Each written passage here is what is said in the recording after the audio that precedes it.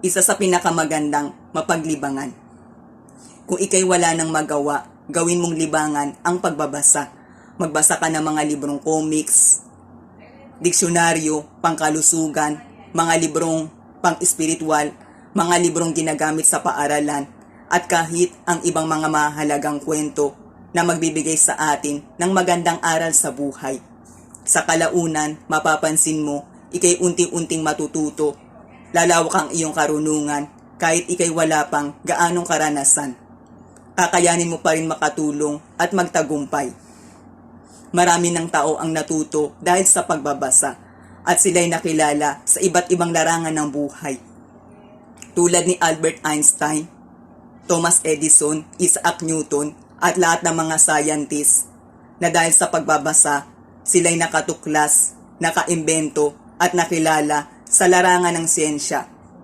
Si Dr. Jose Rizal ay kaya naging henyo sa maraming bagay at naging isang pambansang bayani.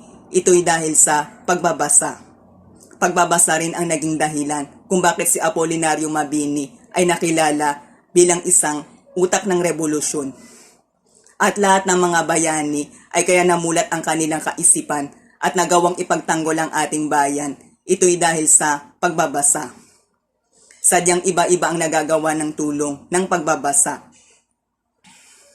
Ang iba'y naging manunulat, ang iba'y naging magaling sa larangan ng pagsasalita, ang iba'y nakakatuklas at nakakaimbento, ang iba'y nakakapasa sa isang mahalagang pagsusulit, ang iba'y nagtatagumpay sa iba't ibang larangan ng propesyon.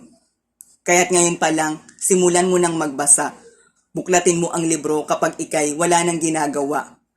Huwag mong hayaan na lumipas ang panahon na ikay hindi nagbabasa upang ikaw ay hindi mapag-iwanan, kundi sa halip ay meron kang maayos na mapupuntahan.